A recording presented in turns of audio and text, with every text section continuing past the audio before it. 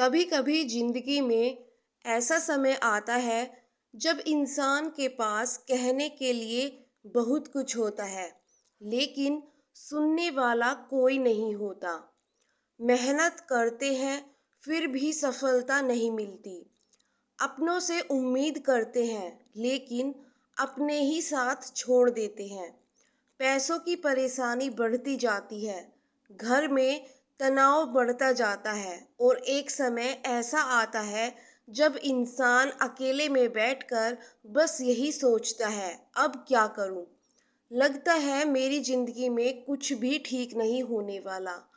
अगर आप भी इस समय किसी ऐसी परेशानी से गुजर रहे हैं, तो आज की यह वीडियो आपके लिए बहुत खास है, क्योंकि आज हम बात करेंगे संकट मोचन हनुमान जी के एक सरल भक्तिमय उपाय की।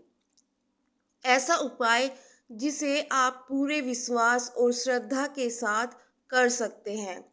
लेकिन ध्यान रखिए, यह कोई जादू या चमत्कार की गारंटी नहीं है। यह एक भक्ति और प्रार्थना का उपाय है जिसका उद्देश्य मन को मजबूत करना और भगवान के प्रति विश्वास बढ़ाना है। कहा जाता है कि जब इंसान हर तरफ से हार जाता है, तब भी अगर उसके अंदर भगवान पर विश्वास बचा हुआ है, तो वह पूरी तरह नहीं हारा। और हनुमान जी को तो संकट मोचन भी कहा जाता है, क्योंकि भगवान हनुमान केवल शक्ति के प्रतीक नहीं हैं, वे साहस, विश्वास, सेवा और समर्पण के प्रतीक है। पहला चरण, मंगलवार या शनिवार की शुरुआत।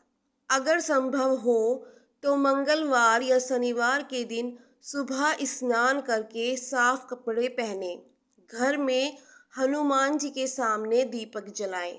दीपक के सामने कुछ पल शांत बैठे और सबसे पहले अपनी परेशानी भगवान को बताएं।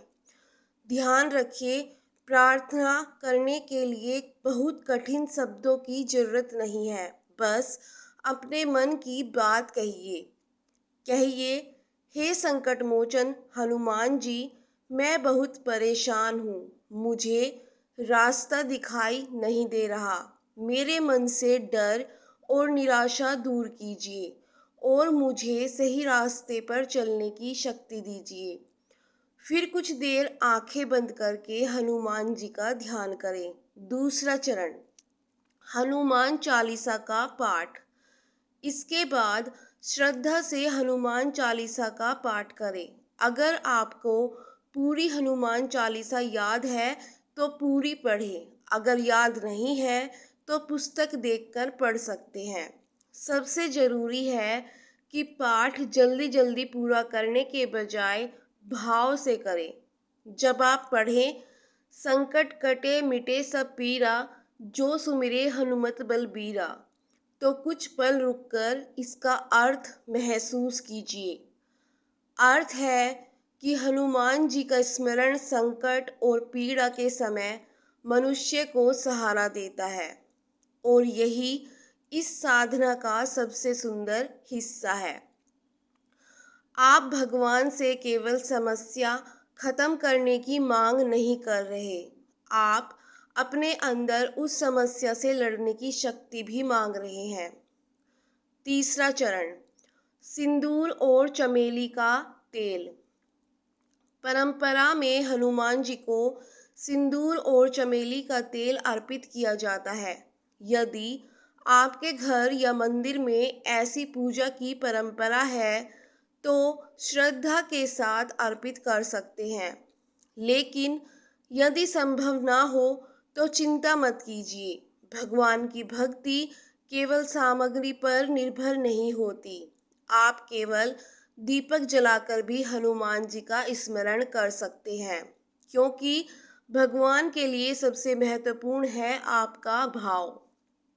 चौथा चरण, 108 बार नाम स्मरण।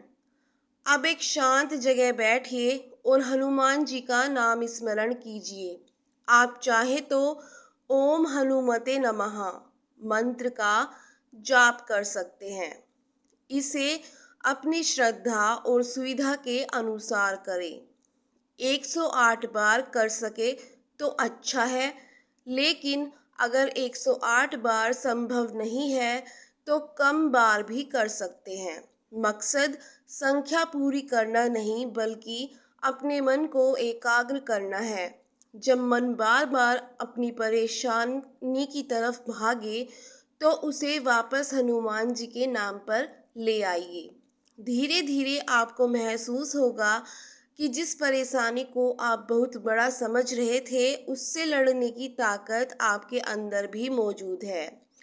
और अब सबसे ज़रूरी बात, हनुमान जी की भक्ति केवल मंदिर जाकर पूजा करने का नाम नहीं है। अगर आप सच में हनुमान जी से शक्ति मांग रहे हैं, तो अपने जीवन में उनके गुण लाने की कोशिश भी कीजिए। हनुमान जी ने भगवान श्री राम की सेवा को अपना जीवन बना लिया था। इसलिए मंगलवार या शनिवार को किसी जरूरतमंद की मदद करें, किसी भूखे को भोजन कराएं, किसी दुखी व्यक्ति की मदद करें, अपने माता पिता का सम्मान करें और किसी का जानबूझकर दिल ना दुखाएं, क्योंकि सच्ची भक्ति केवल पूजा में नहीं, आपके व्यवहार में दिखाई देती है। जब लगे कि सब खत्म हो गया है, उस समय एक बात हमेशा याद रखिए, रात चाहे कितनी भी लंबी हो, सुबह जरूर होती है। आज अगर आपके जीवन में परेशानी है, इसका मतलब यह नहीं है कि जिंदगी हमेशा ऐसी ही रहेगी। अगर रास्ता बंद दिखाई दे रहा है तो हो सकता है कल कोई नया रास्ता खुल जाए। आज आप कमज़ोर महसूस कर रहे हैं, तो हो सकता है यही समय आपको अंदर से मजबूत बना रहा हो।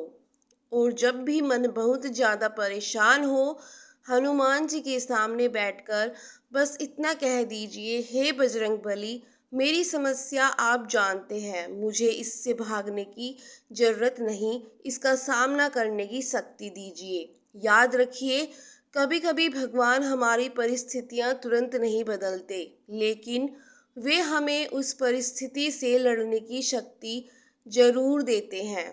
और जब इंसान के अंदर विश्वास, साहस और मेहनत वापस आ जाती है, तो धीरे धीरे रास्ते भी दिखाई देने लगते हैं।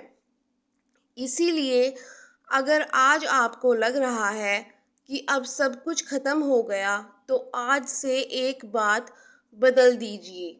यह मत कहिए सब खत्म हो गया, बल्कि कहिए मेरी परीक्षा चल रही है, लेकिन मैं हार नहीं मानूंगा। हनुमान जी को याद कीजिए, अपने कर्म करते रहिए, गलत रास्तों से बचिए और अपने मन में विश्वास बनाए रखिए, क्योंकि संकट कितना भी बड़ा क्यों ना हो, संकट मोचन का नाम मन में साहस जरूर जगा सकता है। अंत में हनुमान जी से बस यही प्रार्थना करें, हे पवन पुत्र हनुमान, मेरे जीवन से डर, निराशा और नकारात्मकता को दूर कीजिए। मुझे सही रास्ता दिखाइए, मेरे अंदर साहस पैदा कीजिए और मुझे अपने कर्मों पर टिके रहने की शक्ति दीजिए। अगर आपके मन में भी हनुमान जी के लिए सच्ची श्रद्धा है, तो कमेंट में जरूर लिखिए, जय बजरंगबली। और याद रखिए, जिसके सिर पर बजरंगबली का हाथ हो, उसके लिए अंधेरी रात भी हमेशा नहीं रहती। जय श्री राम, जय बजरंगबली।